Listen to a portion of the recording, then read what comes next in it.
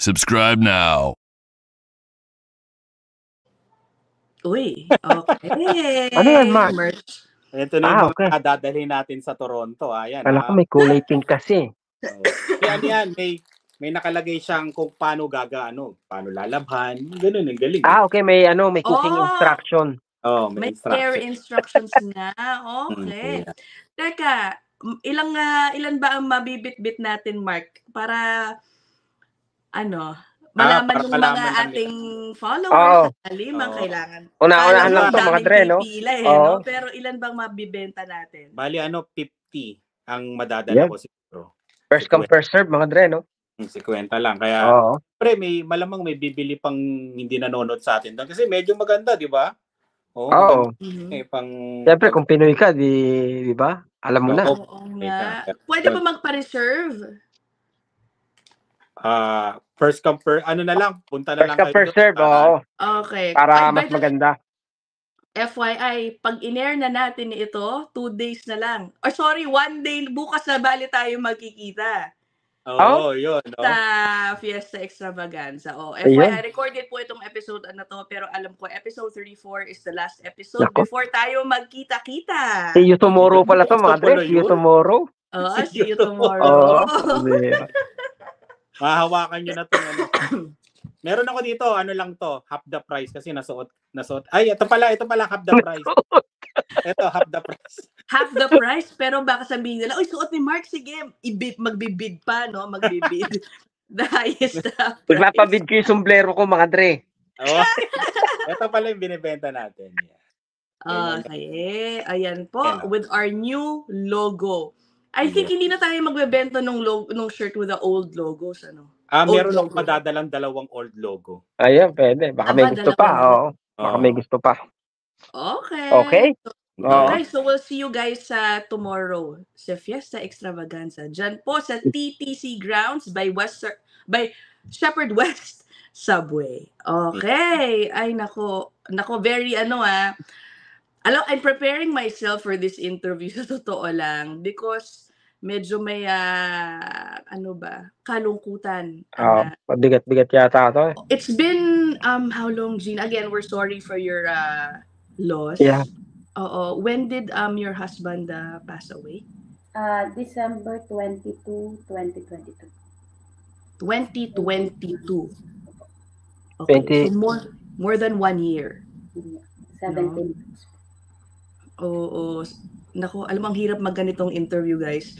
But anyway, sige, can you tell us ano nangyari muna? Sige. When did you arrive? You arrived as a couple dito sa Canada, and when? Paano kayo nakarating dito? 2014 dumating yung asawa ko dito. Ang unang pinunta niya muna is Alberta, Edson. Nag-work siya sa KFC. Then, yung matatapos na yung contract niya, hindi siya nabigyan ng chance na nung employer niya ma-process yung papel. Naghanap siya ng ibang way, which is yung kaibigan ng kaibigan niya, kinontak siya para mag-message sa McDonald naman dito sa Swift Current. Tapos, noong 2016, lumipat siya dito sa Swift Current, dito sa McDonald. Doon na siya nabigyan ng chance na ma-process yung papel niya as SINP ng May yun. May siya dumating dito. Then after 6 months, November 2016, pumunta na ako dito as open work permit. Okay. Si husband, bali by that time, permanent resident na sa Saskatchewan. Just to be clear. Ang nag-process ng papel sa kanya is McDonald's, Swift Current. How did he get you? On what status kanya nakuha, bali? Ang status niya, direct kasi siya, direct hire. Baka anong work niya? Kinuha siya ng kumpare niya sa Alberta. Then, I think 2014, nagkaroon ng 2016, bago siya mag-transfer sa Saskatchewan, nagkaroon ng problema yun that time na maraming Pilipinong pinapauwi. Yun. Okay. Na ma-process yung papel. Tapos sabi nga, sayang naman na nandun na siya sa Canada. Kung magtanong siya sa ibang mga kakilala niya, ganon. Tapos yung kaibigan niya, yung friend ng kaibigan niya, ayun, sinuggest tong Sweet Karen kasi ano lang 'to parang province, maliit lang talaga siyang town. Tapos yung manager ng McDonald's, may kailangan pa silang mga staff, ayun, binigyan siya ng papel as like, ang niya kasi process niya is supervisor sa McDonald's, kaya nagkaroon siya ng SINT, okay, supervisor. Pag ganun. Okay. Skilled worker na. 2016. Okay, so how were your first, 16, 17, 18, 19, 22. More than 5 years or 6, 7 years ba kayo? Parang ganun. Ay, no more. Sorry. 8 years. 8 years. Nung time na dumating ako 2016 kasi winter yun eh. Tapos November 15. Kasi first time ko magbiyahe, then Canada pa yun. Talagang natatakot ako. Tapos yung anak ko iniisip ko pa kasi that time 5 years old lang yung anak ko noon. Tapos nung nasa Vancouver na ako, sobrang naiiyak ako kasi ang laki ng airport. Tapos sabi ko, saan ako pupunta next after ko ma-interview ng mga officer. Tapos nung may nakita akong mag-asawang Pilipino, hindi na ako ngayon lumapit, nagtanong na ako, baka pwede niyo akong tulungan kasi hindi ko alam kung saan ako papunta, ang laki ng airport. Ayun, natulungan naman nila ako. Tapos sinamahan nila ako hanggang sa sakay din ako sa next flight ko. Yun yung una kong nakilalang Pilipino na sobrang babait nila. Kinakain pa nila ako noon that time. Tapos kinukwento ko nga agad sa asawa ko. Sabi ko, mga Pilipino talagang babait. Kapag kailangan mo ng tulong, hindi sila nag-aatubiling tulungan ka. Lalo na mga first time na pumunta sa Canada. Okay. Oo. Buti sa Canada ka papunta kasi kung sa ibang lugar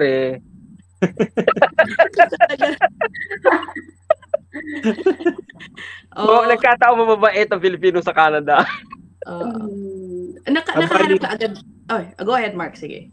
Hindi, yung Bali kasi, di ba, may bunso siya. Bali yung bunso mo, dito na pinanganak sa Canada. Oo, 2019. Ilan ba, baby nyo? 2.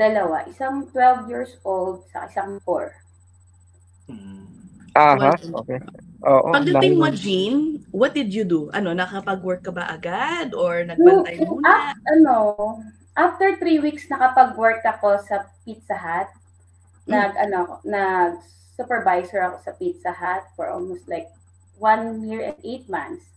Okay. Tapos after nang naging okay na ako sa Pizza Hut, naghanap na ako ng another job. Nag-apply ako sa Tim Hortons. Kasi nga open work permit ako, that time ang daming bayaran. Pag-process ng papel pa lang, ang dami na namin babayaran sa pagrenta. Tapos parang that time, ngayon lang kami makakabawi kasi sa Pinas, hindi nga ako nag-work. Pero ang trabaho mo sa Pinas? Sa Pinas, nagtrabaho ko for almost 3 months lang after ko graduate dahil medyo seloso yung asawa ko. Pinag-stay niya ako sa bahay kasama ng anak ko. Ang gusto niya kasi is mag-focus ako sa anak ko. Kaya yun, bahay lang kami ng anak. Housewife parang. Okay. Ang galing pero when you got here, naging supervisor ka agad sa Kaya nga di ba? Pizza Hut? Kasi nung college ako, working student, kami parehas ng asawa ko. Okay. Like 3 years akong naging yun yung naging background ko. I see. Okay. Nice. All right. Okay, buti dito si Mr. hinayaan ka nang magtrabaho o no choice sa time na yun.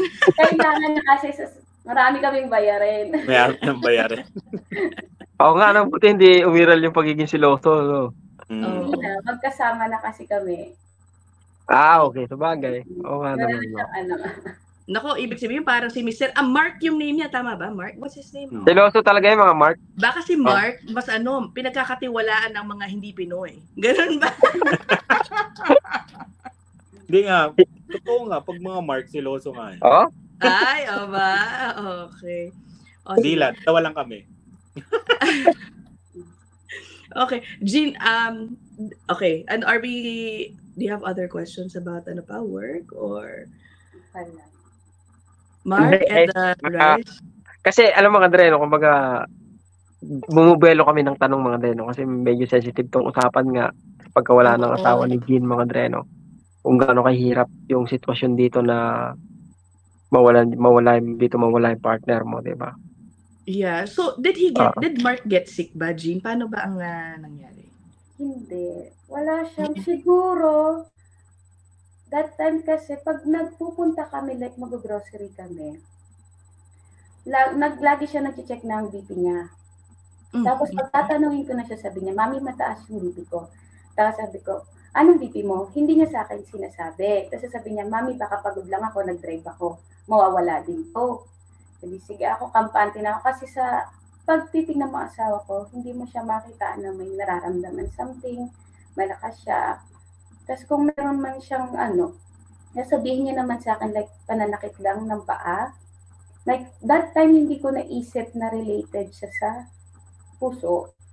Yung mga ganong reklamo niya sa akin, Mami, pahilot naman ako ng paa kasi masakit yung paa ko. Yun lang yung mga nirereklamo niya sa akin. Tapos wala na. 2016 December, yun yung last na check-up niya sa doktor. Nasa namahan ko siya. Kaya sabi ko, baka nag-gain ka na ng weight, baka kailangan mo na mag-diet. Kasi nga, niloloko pa nga siya. Bigat mo na kasi kayang paa mo, nagre-reklamo na. Magbawas ka na. Yung doktor naman, wala namang silang nakitang something, sabi lang daw baka. Yun nga sa lang niya. Kasi before parang, nung dumating ako dito, nasa 75 kilos lang siya. Ganun. Tapos nung kasama niya na ako, syempre ako mahilig ako magluto. Talagang nag-gain siya ng weight. Tapos okay na, hindi naman naulit na yun eh. Tapos 2018, nung permanent kami, ng February, bumalik kami sa Pinas para sunduin yung pangalan namin. Sa Pinas. Okay naman siya, wala siyang nararamdaman kasi nagpapacheck up naman siya. Kapag kabalik namin dito ng 2018 din ng May, kasama namin yung anak ko, continuous pa rin siya magtrabaho sa McDo. Tapos sa McDo naman, ang nangyari is, meron siyang parang sa pusod niya, dahil nga pag nagbubuhat daw pag nag-deliver, parang yung pusod niya mismo is parang napunit, kaya yung parang bituka, like that. Parang lumalabas. Yun yung niya, nakausli. Parang nakausli. Nakausli yung pusod niya. Oo, nakausli. Kasi, tapos pina-check up niya yun. Sabi nga ng doktor is magbawas siya ng pagbubuhat. Okay. Ina-advise na huwag na siyang magbuhat masyado. Baka kasi mag-cause pa rin lalo na lumabas yung pusod niya. Tapos 2022, yung sabi niya sa akin na sumasakit yung puso niya. Sabi ko, Daddy, pa-check natin ulit. Tapos nung chinek ng doktor, sabi ng doktor sa kanya, kung gusto mo pa-opera na natin, lagyan natin ng mesh. Yung mesh na yon, sinerch niya, yung parang papel, hindi siya papel na nilalagay sa pusod para maharang yung bituka na lumabas. Meron na siyang schedule ng operation niya. Pero bago pa ng operation, nag-search na siya ng mangyayari. Mahilig kasi yung asawa ko sa ganun. Parang lahat ng sinearch niya, puro negative. Pero yung doctor naman, inassure naman siya lahat ng ginawa niya ng operation ng ganun is lahat naman naging okay. Lalo na sa edad niya kasi bata pa siya. 35 years old pa lang siya. Tapos sabi ko sa kanya, Daddy, magpa-opera ka na. Tapos sabi niya, natatakot ako, Mami. Wait, Jean, sorry When you say negative yung nakikita niyang sinesearch niya, what do you mean by puro like, negative? Napunit, like yung mesh na ilalagay, minsan daw, pag hindi successful yung operation, napupunit din siya. Natatakot siya, baka may ibang, iniisip na sama ko, baka may mangyari sa kanya, or kung operahan man siya, baka hindi siya magising. Gano'n, natatakot siya na, Mami, paano kayo? Paano yung mga bata? Paano ikaw? Magtatrabaho ka na naman ng doble pag nasa bahay ako, ganyan-ganyan. Ang asawa kasi, ayaw niya kasi ako laging nahihirapan. Ayaw niya ako nakikita, pag sa trabaho, darating pagod ako. Yun yung inaano ng asawa ko. Pag mas gusto niyang siya yung mapagod, siya yung magtrabaho para sa amin. Magstay na lang ako sa bahay para sa mga bata. Hindi natuloy yung operation niya ng July. Mm. July 22 dapat. Tapos nung November na, wala naman siya nararamdaman nun eh. November nga, nung masaya siya kasi November 22, na-approve yung magulang ko as tourist. Okay. Saya-saya namin nung 2022 pala yung pinakamasayang year namin mag-asawa, pero yun yung pinakamalungkot sa amin ng anak ko. Kasi 2022, March, nakabit kami ng bahay. July, niregaloan ko siya ng car niya na gusto. Tapos, November 15, November 22 na-approve yung parents ko. 1 month, December 22, 2022, namatay siya.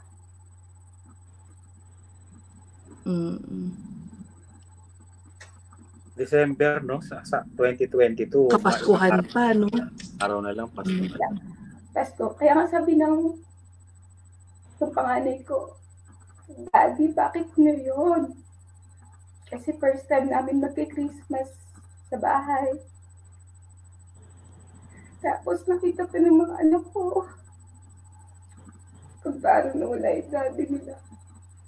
Bago nangyari yun, 20 morning yun, meron siyang appointment sa car. Nagising siya ng morning ng 6, nagkape, tapos ng 8 a.m. Sabi niya, Mami, alis na ako. Tapos sumunod ako. Tapos nakita ko siya sa sala. Sabi ko, bakit daddy? Sabi, ang sakit ng dibdib ko. Tapos parang gusto niyang sumuka. Inaano niya yung dibdib niya. Sabi ko, Daddy, baka acid reflux lang yan kasi meron din ako niyan. Parang gusto mong isuka yung yung nasa loob ng tiyan mo. Tapos sabi niya sa akin, Mami, baka gusto mo ikaw nalang magpunta sa appointment? Snow yun eh. Ako pa naman minsan tamad kapag snow. Tapos sabi ko, Daddy, yung lamig. Tapos sabi niya, sige ako na lang, pengi na lang ako ng gamot. Humingi lang siya sa akin ng Advil. Tapos sabi niya, sige Mami, alis na ako. Dahil yung asawa ko na yung ugali niya. Bago siya umalis, talagang niyakap siya. Tapos bikis siya. Sumalis na siya. Mga 8 o'clock yun eh. Tapos wala pang 20 minutes, bumalik siya. Sabi ko, uy, paano ka nakabalik dito? Sino nagatid sa'yo? Tapos sabi niya sa akin, nag-shuttle ako. Sabi niya, gusto ko dito ako maghintay, Mami. Sabi ko, sige Daddy, nagbabalit ako ng regalo niya. Nasa kusina siya, umupo siya sa kitchen siya. Tapos nandito ako sa sala. Tapos may ka-message siya. Tapos sabi niya sa akin, Mami, magpapahinga lang ako ha. Sabi ko, Daddy, magpahinga ka ha. Huwag ka muna magsi-cellphone para makapagpahinga ka. Tumabi siya sa bunso namin sa kwarto. Wala pang 5 minutes, tumayo siya. Pumunta siya sa rep, may kukunin siya. Doon na siya bumaksak. Tapos nagulit na ako. Sabi ko, Daddy. Tapos pagkabaksak niya, nakataob kasi siya. Kasi sinusubukan ko siyang ipiyaya. Sobrang bigat niya. Tapos magtingin ko sa mukha niya is color gray na siya agad. Ginising ko yung panganay ko na si Daddy mo, tawag ng 911. Tapos natataranto na rin yung anak ko, sumisigaw siya. Sumisigaw din ako na, Daddy, gumising ka. Wag gayon. Tinawagan ko yung mga kaibigan niya. Nauna pa yung kaibigan niya dumating ng that time. Sinubukan nila i-revert yung asawa ko. Pero nakita ko nga, kulay gray na siya. Bigat na. Dumating yung 911, mga polis. Tapos pinagiwalay kami ng mga anak ko. Ako sa kwarto, may polis na nakabantay kasi bawal ka lumapit. Yung panganay ko sa baba. Sa residential police na. Sabi nga nila dito is, ginagawa daw yun para hindi mo makita yung itsura na. Parang hindi mo maalala na gano'n yung itsura ng asawa mo din. Sinubukan naman nilang i-revive yung asawa ko for 20-30 minutes.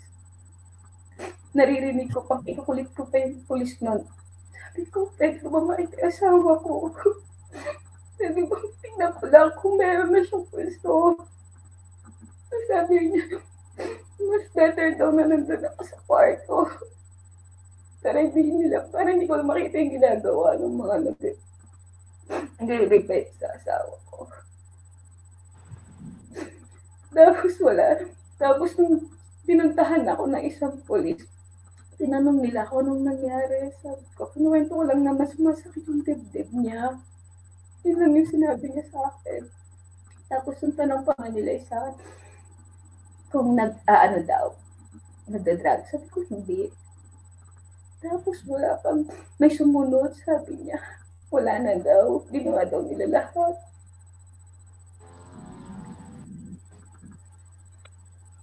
Pinunta asawa ko.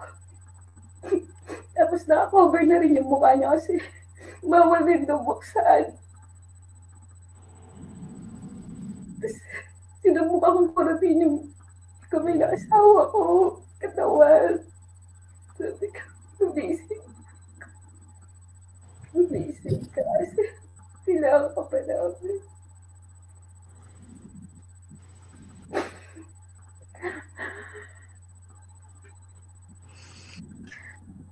Hi. Yung asawa. Kasi pinipigilan na nila ako na tama na daw. Sabi ko gusto ko lang unang tagalin yung cover sa mukha niya. Sabi niya, no. Hindi pwede para din sa'yo, para hindi ka mahirapan na maalala yung gano'n yung mukha yung asawa mo. Binigyan lang nila akong time para yakapin. Tapos pabalik na ako sa kwarto.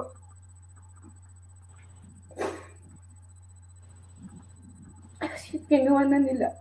At that time, December 22. Tapos kailangan mong maganap ka na ng funeral kung saan. Holiday yon. Sabi nila sa akin, mabibigyan lang kita ng isang araw para dun sa viewing. Sabi ko, bakit isang araw? Kasi sa amin, sinabi ko nga, yung sa Pinas is like 7 days para makasama mo. Yeah. Pero sabi kasi nila sa akin, holiday yun that time. Kung gusto ko daw, pwede naman, pero sa 27 pa namin makikita yung asawa ko. Sabi ko, ayoko. Mas gusto ko makasama siya sa Christmas.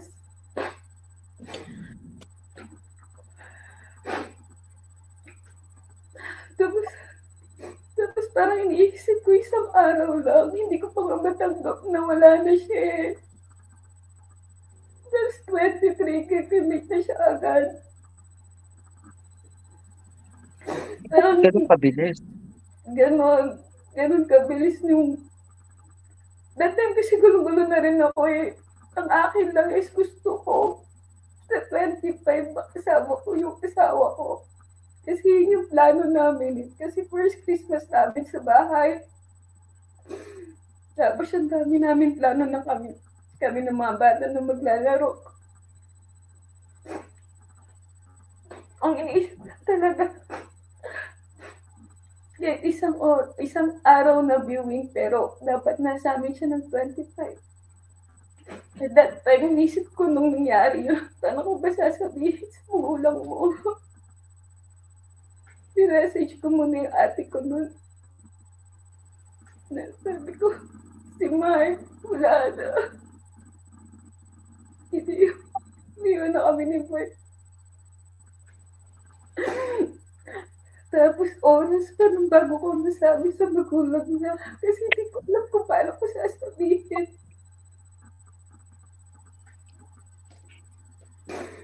Ang bilis na mga pangyayari, no? Ano ba yun? Sobra. Sa mga nung araw na yun. Bakit? Bakit kayo? Bakit sa amin? Bakit sa mga anak ko? Sabi ko, yung taon na yun, kala ko sobrang ganda na nagawa na namin. Pero bago pa matapos yung taon na yun, kinuha niya siya sa akin.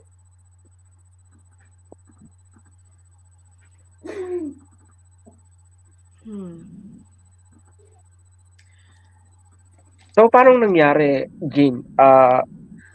Ilang araw mo nakasama yung asawa mo after niyang sumakabilang buhay? Anong ilan? Mula nung, ibig sabihin na nakremate ba agad siya? Nung 23 din na yon? 23, kinabukasan ng hapon na-cremate siya. 24, binigay siya sa amin. Kasi yun yung gusto namin Sabi ko nga yung asawa ko, hindi ko alam na. Yung parang may premonition siya na lahat ng gusto ko bago siya namatay, ginagawa niya. Tapos sasabihin niya sa akin, Mami, bago ako mawala, gusto ko maibigay sa'yo lahat. Lahat ng gusto mo.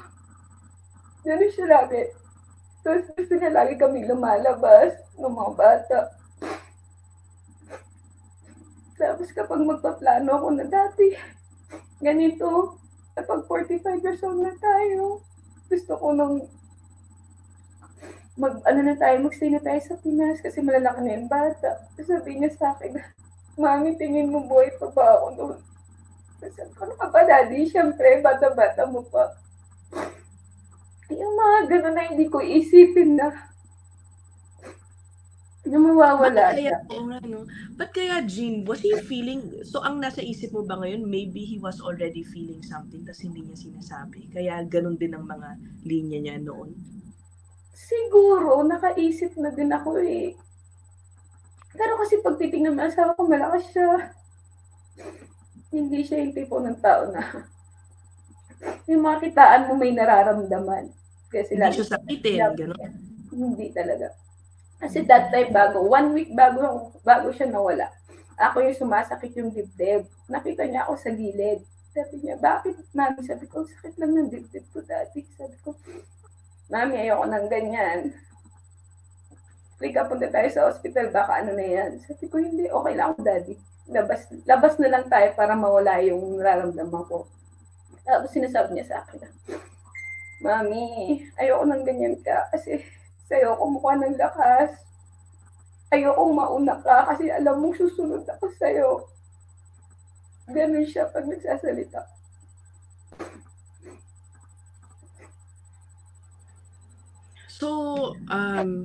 So Jean, ano ang meron pa bang naging diagnosis o anong? Ang sabi ng family doctor namin is massive cardiac arrest. Massive cardiac arrest. Yeah. Oh, wow. And before that, mukha namang nagpupunta kayo sa doktor. Walang nakitaan sa kanya. I mean, walang early signs or symptoms kayong nakita? Or did the doctor warn him about anything? Wala. Ang sinasabi niya lang sa akin is sumasakit talaga yung paa niya. Paa niya lang yung lagi niyang nirereklamo sa akin na, Mami, ang sakit ng paa ko pag bagong uwi siya, hilutin mo ko, yun lang. Yung doon naman sa pusod niya, siguro kung natuloy yun, di ba bago mag-proceed sa mga operation, merong laboratory yan, i-check kung high blood. Iniisip ko na, sabi ko, sana kung nagtuloy ka, malalaman natin kung high blood ka pa, maiwasan natin yun. Or sana, the day na nagreklamo ko sa akin ng morning pa lang, dinala na kita sa ospital. Yeah. Na hindi ko alam na, hindi ka na pala okay. Sana sinabi mo sa akin, umalis ka pa. Umalis ka pa that time. Tapos pinili mo pang instead na maghintay ka doon. Pinili mo pa umuwi kasi sabi mo gusto mo dito maghintay. May oras pa. Like, dati kasi sinisisi ko talaga yung sarili ko. So, dapat may ginawa ako na araw na yun. So, dapat dinala ko siya sa ospital. Nung sinabi niya ba sa ito yung dibdib niya. Pero kasi siya, nisawa ko kasi minsan talaga ayaw niya sa ospital. Ayaw niya na nag-i-stay sa ospital pag yung mga anak ko, pag dinadala ko, laging nasa labas siya. Siguro hindi ko alam bakit. Natatakot siya sa ospital, hindi siya komportable na sa ospital siya. Hindi niya pina-check yung nararamdaman niya sa puso, no? Hindi. Nagpapa-regular blood works ba kayo? Sa Pinas, nung every year kasi may annual, tayo. Oo. Sa Pinas, nung manager siya, nung choking yun. Pero dito, never. Siguro, sabi nila sa akin, is kailangan mo magpa-request kapag gusto mo ng... Yeah, anytime you can. Anytime. Oo. Baka si Mr. natatakot, palagay mo, no? Kung takot siya kasi sa ospital, ano? Kaya... Pero alam niya, high blood siya, di ba? May idea siya kasi sinasabi niya sa'yo, di ba? Check daw siya lagi. Ang sinasabi niya sa akin, Mami, taas ng dugo ko. Tapos sabi niya sa akin na, mawawala rin to. Okay lang ako. Which is nawawala naman talaga. Bumababa yung ano niya. Wala siyang naka-maintenance. Ayun, oo. Wala siyang maintenance? Hindi, ano yun? Nag-check siya mag-isa ng BP niya? Nagpunta kami sa like Walmart, may mga ano dun eh. Oo.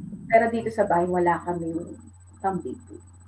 Doon lang kami nakakapag-check ng BP kapag umaalis kami. Yun yung lagi niyang pinupuntahan. Bakit hindi mo rin iisipin di ba? Na kasi sabi mo nga, parang wala namang sakit, di ba? Malakas naman. Malakas eh. Oo, tsaka bata pa nga. Oo, 35. Ano ulit? Ano, Gina? 35. Grabe, so young.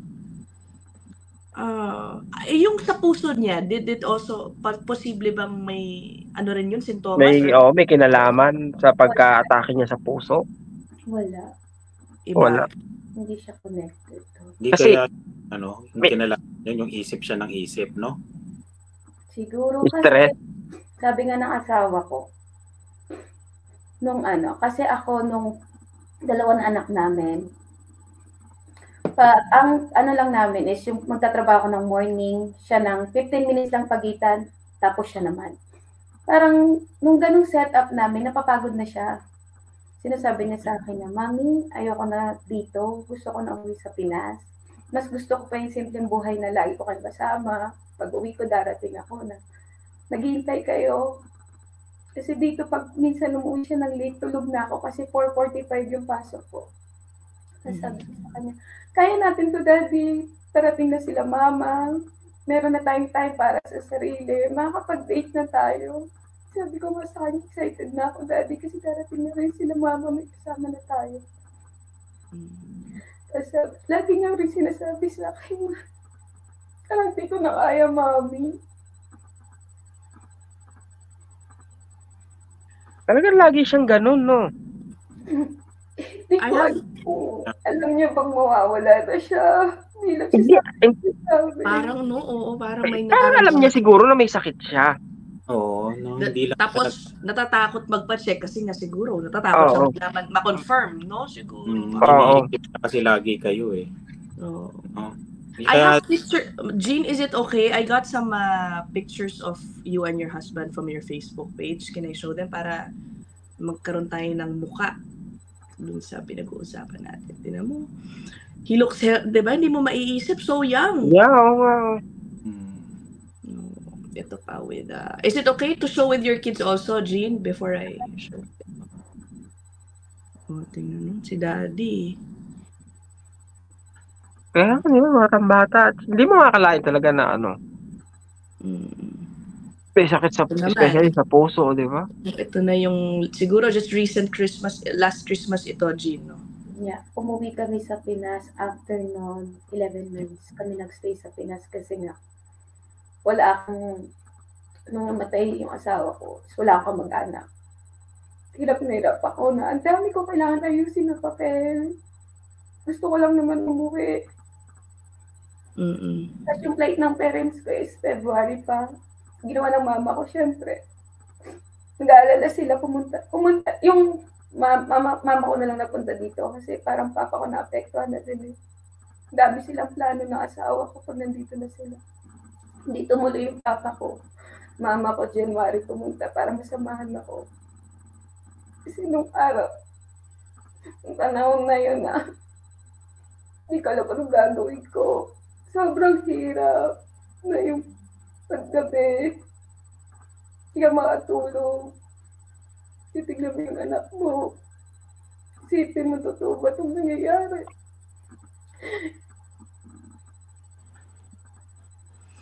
Tapos ang dami ka nga asikasuhin. Gapil. Tapos yung gusto mo umuwi pero yung PR card mo is pa-student. Inayos ko pa yun. Kailangan ko pa siya i-declare sa consulate. Kailangan ko i-dual yung anak kong isa. Ang dami kong ginawa na parang sabi ko, gusto ko lang naman makauwi. Kasi hindi ko na kaya magstay dito kasi kailangan ko ng pamilya ko eh. Kailangan ko ng suporta. May mga kaibigan ako, pero syempre, sa Canada, lahat tayo busy. May kanya-kanya silang trabaho. Which is naiintindihan ko naman. Pero that time kasi parang hindi ko na alam yung gagawin ko eh. Naanak ko lang yung kasama ko.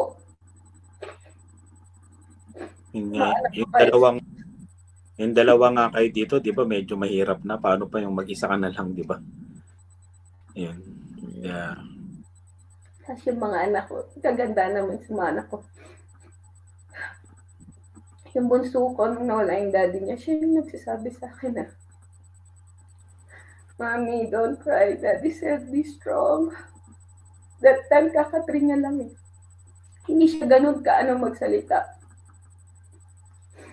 Tapos sasabihin niya sa akin habang nag-drive, Mommy, Daddy's here. Sabi ko, nasa si Daddy mo. Beside me. Oo, sinasabi niya yung gano'n. Oo. Tapos sige, sabi mo kay Daddy mo pa-picture tayo. Ang yan ako, sa picture namin nakakagay siya sa Daddy niya. Sabi niya, Daddy's here, Mommy. Don't cry. Tapos yung panganay naman namin, sabi niya, ang bago pa lang, yung Mami, si Daddy, nasasandi mo. Sa bahay yun, sa kwarto. Ibig sabihin, papakita sa mga bata. Papakita. Sabi niya sa akin, syempre 10 years old yung anak ko. Sabi ko, nakikita mo ba si Daddy?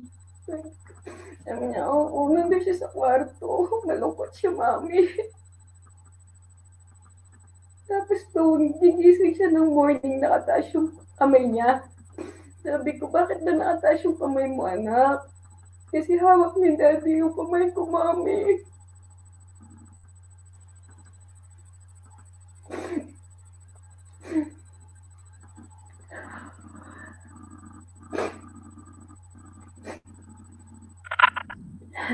Ay. So, Jean, ano ba ito? Grabe, no? Ang bigat.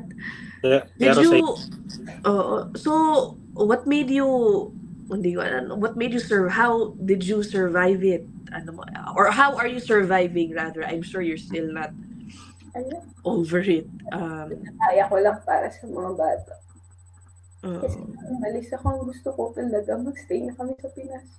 Parang, ano ba yung na nandito ako dahil kompleto kami. Kung mag-i-stay ako dito, parang ang sakit-sakit sobra. Tapos wala kang mag-anak. Isa ka na lang magpapalaki ng anak mo. Paano ka makapagtrabaho? Kinausap yung panganay ko. Sabi ko, pwede bang si Mami magstay muna sa Pinas? Kasi kailangan ko lang ng family ko. Para maging okay si Mami. Sabi niya, sige Mami. Kinalam ko siya sa school niya. Tapos, ng May 15, bumalik na kami ng Pinas. Nagstay kami sa parents ko. Puro lang tulong. Hinayaan ako ng mga kapatid ko. Ako nung gustong gawin ko. Tapos nung pagdating pa lang namin sila, mahirap pa rin eh. Hindi ako makatulog. Isip ako ng isip. Na ako sa psychiatrist. Kasi nahihirapan ako makatulog talaga. Parang 5 a.m. gising pa ako. Tapos yung pag nag-aano ako sa psychiatrist, kinakausap niyo lang ako na may mga anak kayo na kailangan mong maging malakas. Nakatulong ba yung pagpapapsychiatrist? Oo, nakatulong siya sobra sa akin. Kasi ngayon takot ako.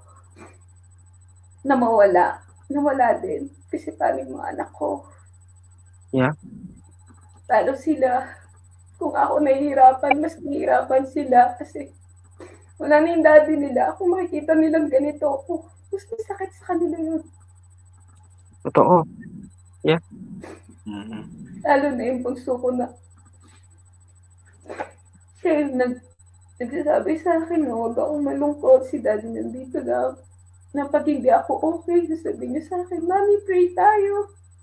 Sasabihin niya pag nag-pray siya, Lord, miss na namin si daddy. Lord, tulungan mo si mami ko. Tulungan mo siya, mami ko. Nahirapan siya.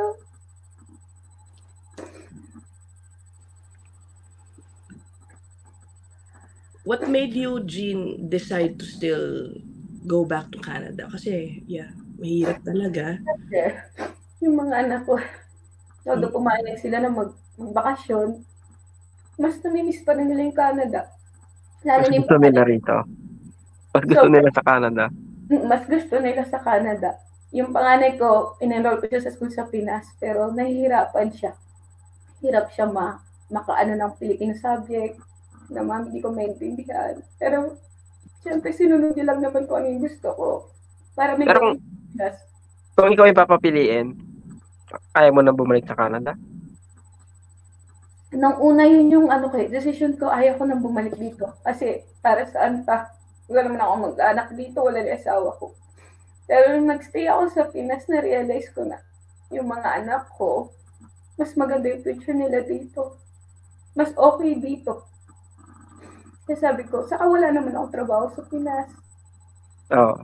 Paano ko pa masusuportan yung anak ko? Mas okay dito kasi nung nawala nga yung asawa ko, lahat ng suporta ng Canada nakuha ko. Hindi ako nahirapan. Tsaka, naglayo na ang narating mo, Jean. Diba? Kahit mag-isa ka lang, diba? Imagine, yung 1 year na yon hanggang ngayon, it seems na naman hindi ka pa nakaka-recover, and yet, diba? Napakalakas mo, diba? Lumalaban pa rin. Saka, kaya rin ako bumalik kasi nang pagbalik namin, kailangan ko rin mag-OTK. Nag-exam ako. Oh, wow! Okay. Nang May 23, OTK kami ng anak ko. What? Yun. Nag-exam ako sa Pinas. Wow, congrats. Na-interview ako sa Pinas para sa Citizen. Pagbalik ko, inano ko sila. In-inform ko sila na bumalik kami ng anak ko, na ready na ako mag-OTK. Yeah. Ginawa ko yun kasi yun rin din yung gusto ng asawa ko. Mga plano namin. Yeah. Na kahit wala siya, susubukan ko lahat gawin para sa mga bata. Kasi ngayon parang iniisip ko, nandito ako para sa mga bata na pero iniisip ko para sa sarili ko, hindi na siguro. Ano ka pa? Diba? Sa bagay, I think, diba, yung pagugutan mo sila ng lakas, diba, ng lakas ng loob sa ngayon, hanggang dumating yung time na kaya mo na, diba? Darating yung time. Diba, na kung saan, iiyak ka pa rin, diba? Pero, somehow, alam mo yun, ma-appreciate mo na makikita mo yung purpose ng Panginoon sa buhay nyo, diba? Sa kabila na nangyari. Oo. Basta, ang alam ko dyan, yun naman din ang iniisip ko. Sorry. Dahilan na siguro, kung hindi nangyari to sa asawa ko, hindi rin ako magiging ganito. What if kung nagawa ko yung gusto niya maging citizen? Tapos yung, meron pa akong gustong gawin kasi plan namin magpakasal sa simbahan noong May 2024. Hindi ko pa siya magawa. Siguro pag bumalik ako sa Pinas, gusto kong gawin yun. Paano mangyayari? Ikaw na lang pupunta sa simbahan. Bless, parang kakausapin ko yung pare na i-bless lang kami. Oo. Yun sa mga gusto na. Yeah. Anything is possible, no? Yeah. Parang matupad yung pangarap nyo, di ba? Para rin siguro. Sorry, Jean, I have to ask this dahil nabanggit mo. Marami kang nakuwang support from Canada after your husband passed away dahil wala kaming experience. Wala idea. I don't know anybody also na may kamag-anak na who passed away here. Ano bang support ang meron? Yung in-apply ko siya sa CPT Like pension, monthly, may pension kami nare-receive sa Canada. Then yung child benefits, nag-triple siya. Tapos, ano pa ba? Yung mayroon silang binigay sa akin na galing sa government, which is hindi ko nababanggitin yung amount, pero nagbigay sila. Tapos tumulong din sa akin yung trabaho niya sa ATG. Sinagot niya yung lahat ng funeral, yung expenses sa funeral ng asawa ko. Community, Filipino community dito, nagtulong-tulong sila. Tapos yung welcome center, yung school ng anak ko, nag-fundraising sila para sa amin. Ayun, tapos yung ano ng asawa ko, Taogama, nagbigay din sila ng tulong para sa akin. Jin, gusto ko magka-idea kung gaano kamahal yung mamatay sa Canada, kung hindi mo masamain. Like yung funeral, inabot siya ng $7,500. 7,000 yung funeral, kasama na yung, anong tawag doon? Yung pagpapa-incinerate. Everything. So, pag-cremate. Yan. Pero yung earn niya, yung mismong lalagyanan, hindi na. Okay. Ay, walay na yun. 7,000.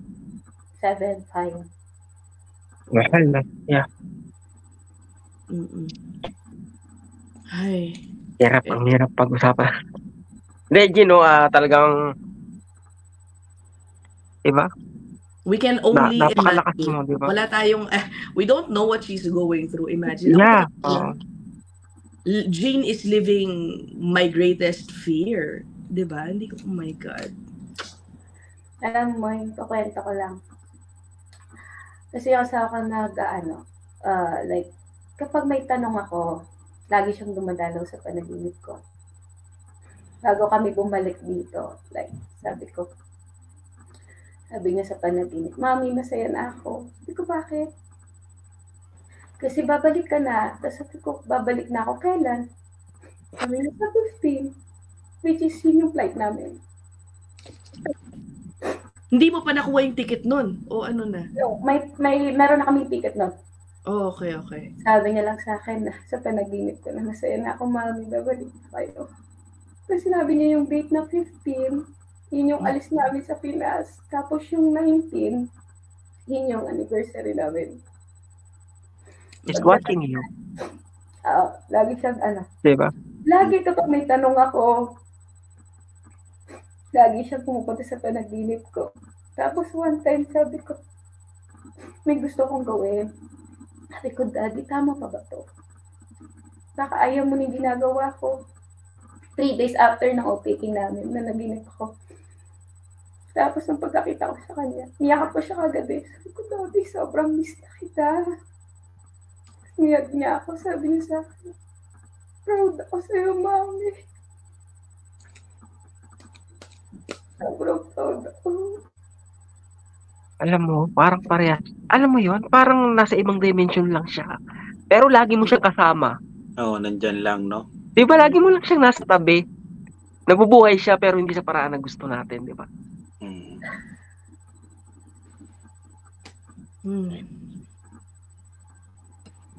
We're so sorry, Gina, na nagkwento ka at we made you emotional.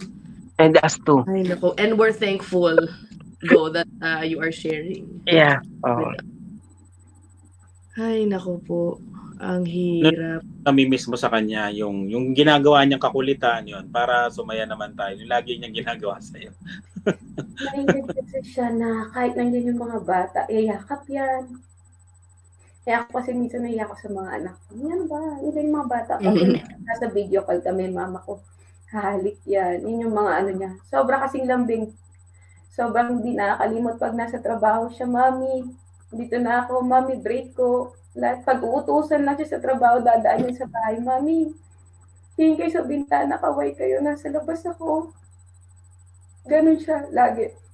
Bago yung pumasok sa parking lot, maghihintay pa yun. 5 minutes siya maghihintay doon. Gusto niya, nagbababay siya. Malumbing talaga, no? Sobra. Kaya lagi nagpapakita siya sa mga anak mo, di ba, no? Tapos Papakita sa panaginip mo.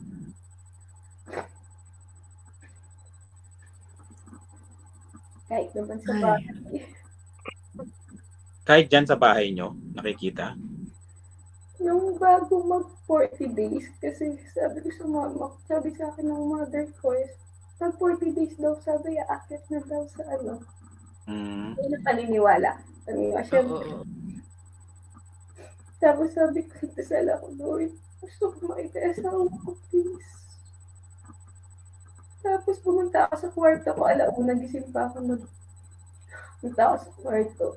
Tapos after sa kwarto, umiiyak ako. Sabi lang na kwarto ko yung sa anak ko. Punta ako sa anak kong lalaki, chinek ko siya kung natutulog lang. Pagka-check ko na ito, asawa ko, nakayakap sa anak ko. Kita mo siya? Pagkatingin ko sa kanya, sabi ko, inisi ko kagad yung mother ko, nakita ko si Mark. Alam mo yung ang clear ng pagkayakap niya sa asawa ko, ay sa anak ko, pati yung damit niya, kung anong suot niya, yung short na suot niya, tapos nakahag ko sa anak ko. Hindi ka nakapagsalita nung nakita mo siya? Hindi, pumunta agad ako sa mother ko, Mara, ito ko si Mark, nakita ko siya.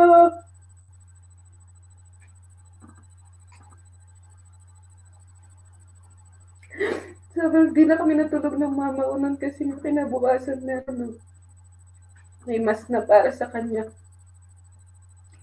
Sinabi ko rin doon na miling ako na makita ko yung asawa ko. Siguro yung iba sa akin na. Kasi ako yung nakakita eh. Kung okay lang yung iba na isipin na parang ako nagpakita yung so ako isipin nyo na hindi na ako okay. Okay lang.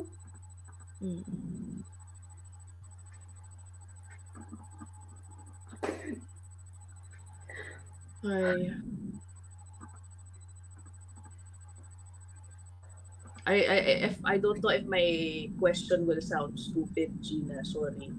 But has it been become better more than a year since? Is it slowly getting better for you or easier rather? Yeah.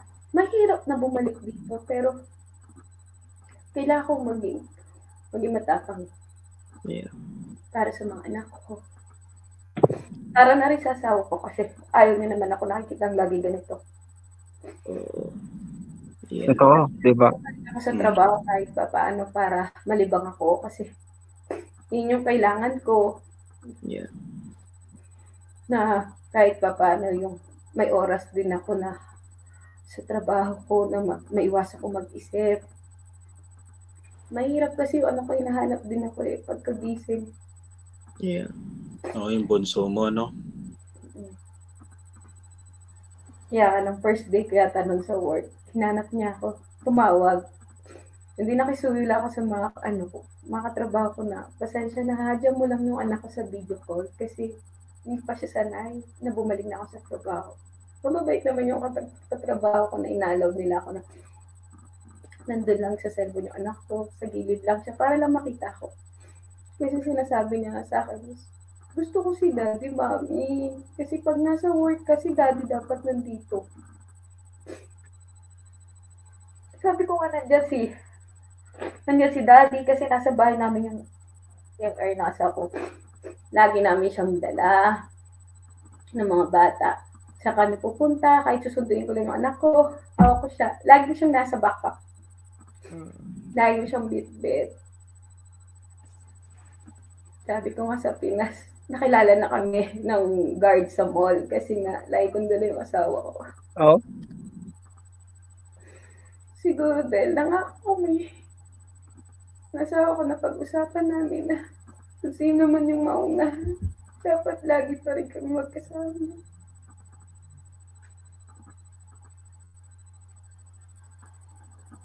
Ay. Kahit sobrang hirap. Sabi kong isasama kita kahit sa kumulapit ka ng bata. Kasi yun yung pangako ko sa'yo.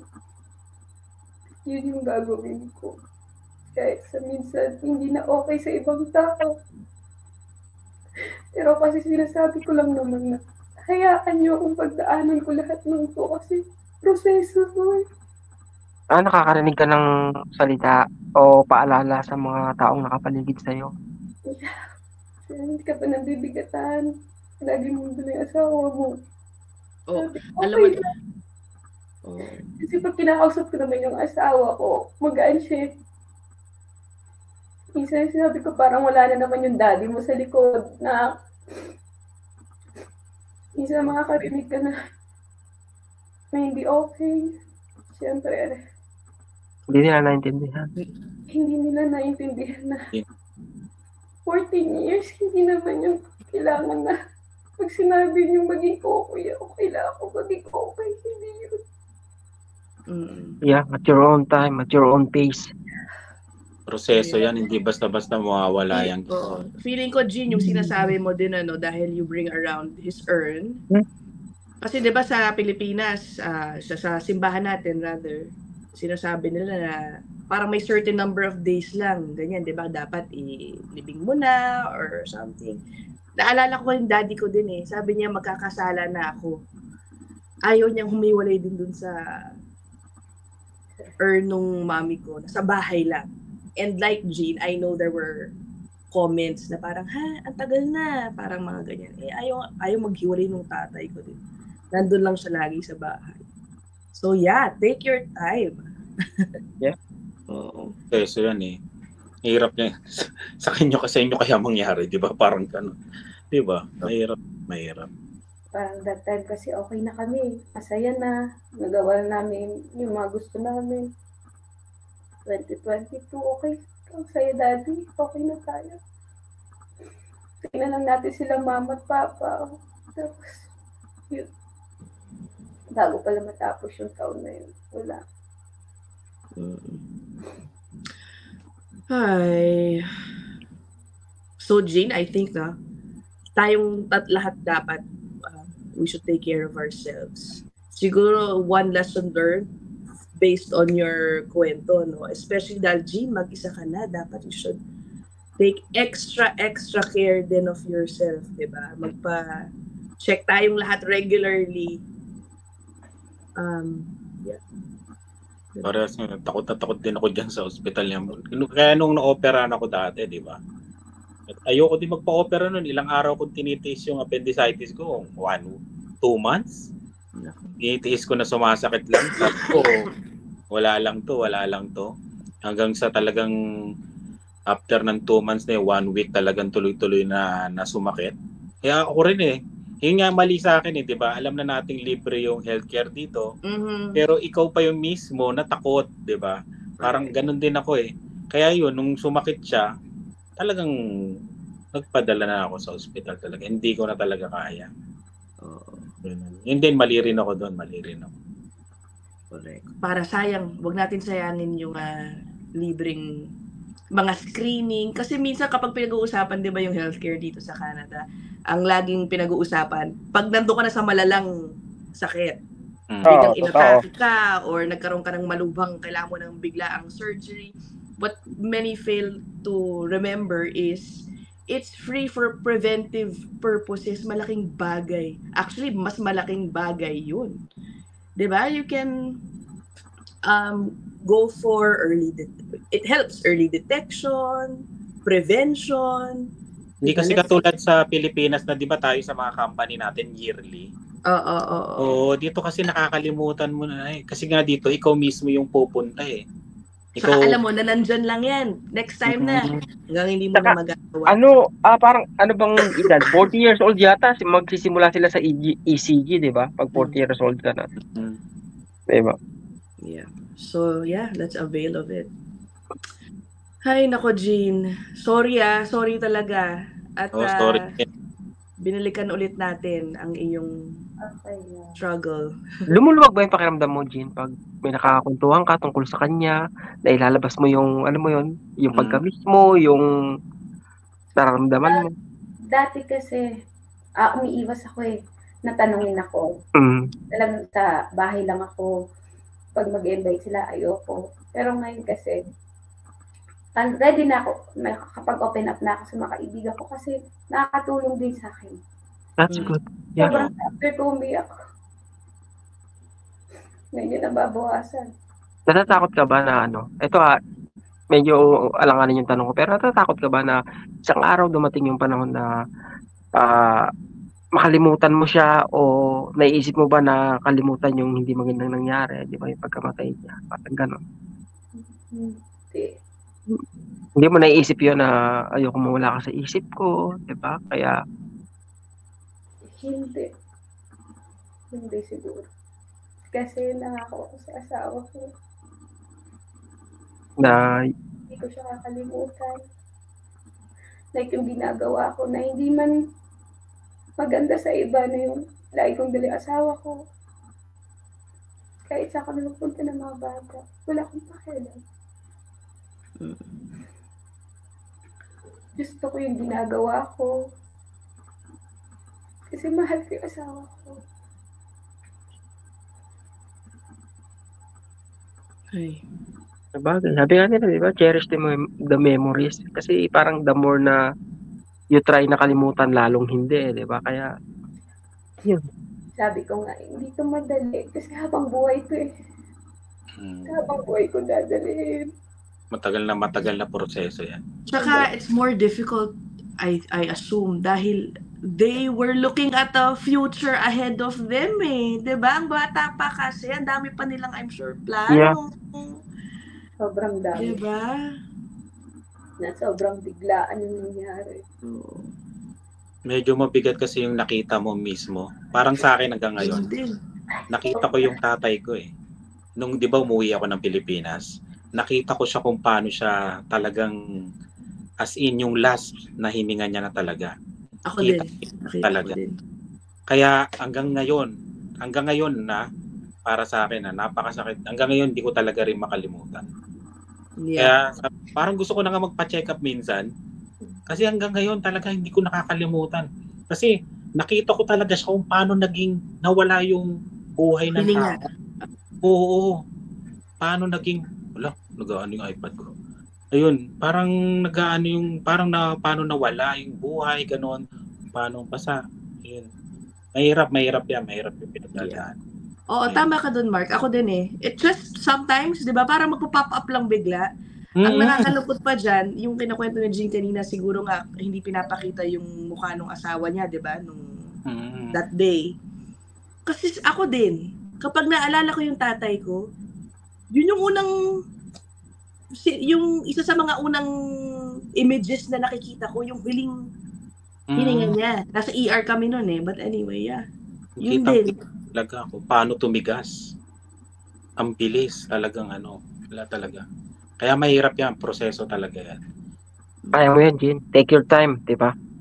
As long as you want, di ba? Basta, nandyan yung mga anak mo, di ba? Inspirasyon mo, huwag mo lang kalimutan, di ba? Na nandyan yung mga anak mo, sila yung inspirasyon mo, sila yung umaasa sa'yo, di ba? Kaya, Tsaka siguro, Jean, comforting din ba in a way? Kasi sinasabi mo, nakikita mo sa mga anak mo, and they see him, I assume, parang okay naman, di ba? Hindi siya nahihirapan.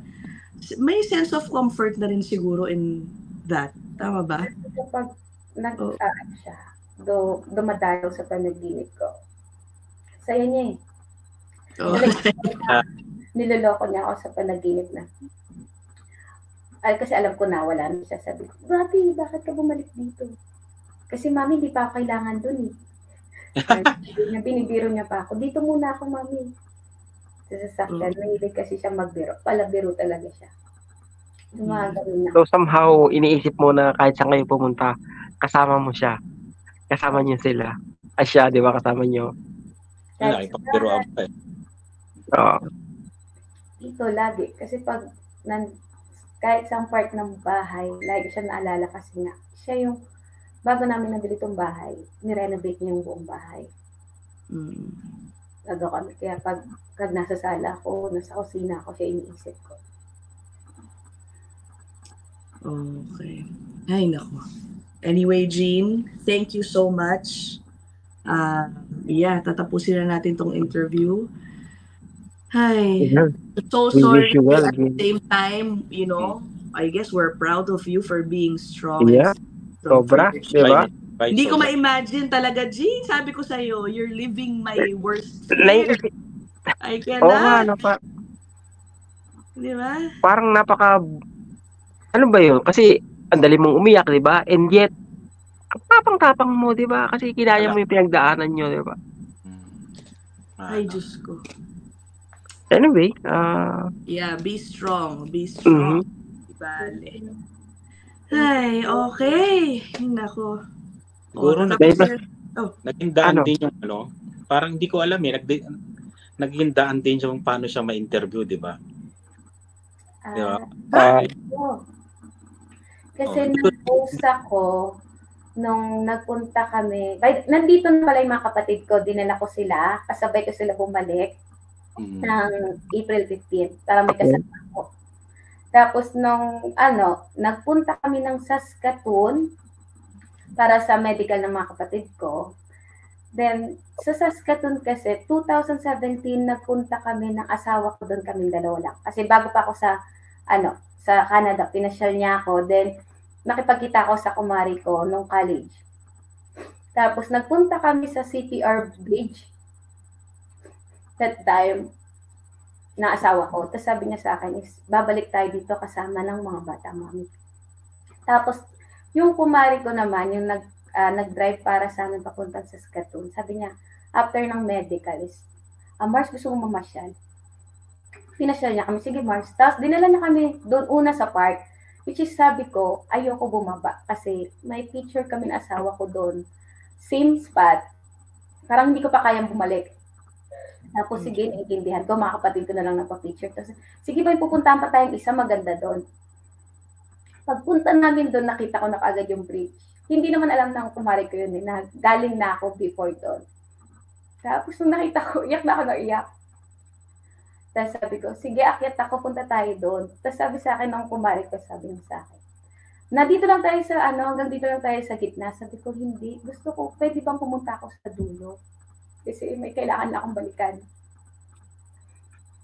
Tapos nun, yung dulo ng bridge, doon kasi kami nag-picture na asawa ko. Nang kaming dalawa pa lang. Tapos nun, nung nakita nila yun, nilabas ko yung asawa ko eh. Kasama ko nga siya lagi. Sabi ko, picturean nyo naman ako. Pagkakuha ko, iyak na ako na iyak, hindi na ako okay. Kasi nga naalala ko na, sabi mo, babalik tayo dito. Kasama ng mga bata. Tapos, tinikna ko yung picture namin before, 2017. Yun yung time na nag-post ako. Sa My Day ko pa lang yon. Tapos, nakita ko yung parang button ng Reels na gusto kasi minsan pag nagpo-post ako, mababalikan ko pa. Kasi pag sa My Day, di ba, within 24 hours, wala na. Pinost ko sa Reels. Nung sa Reels na naman na yun, hindi ko naman akalain na hindi naman ako digital. Anong tawag doon? Like creator. Digital creator. Oh. Tapos bigla siyang, sabi ko, ay ate, tingnan mo tong pinost ko.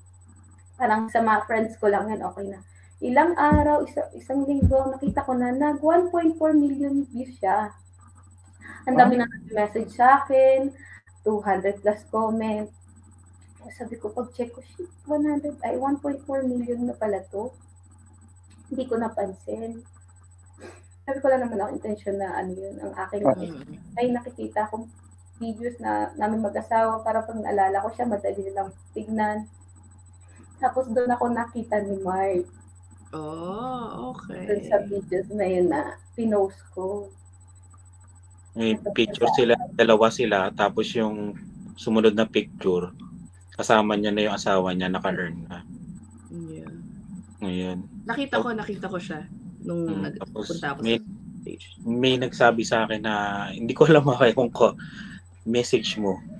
Sabing ganun, message. Yun, nag-message na ako. Yan, thank you sa pagpapa-unlock, Jen.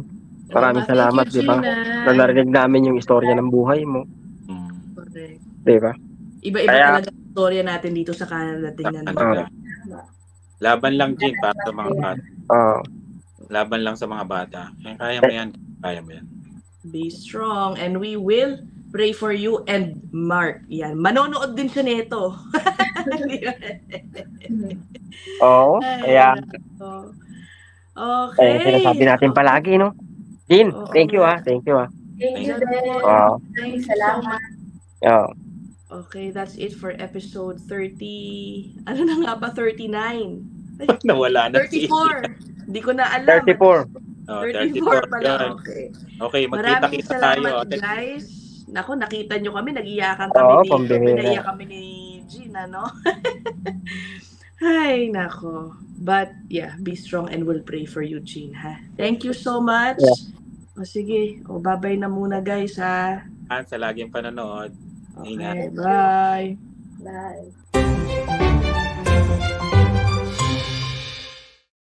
Subscribe now.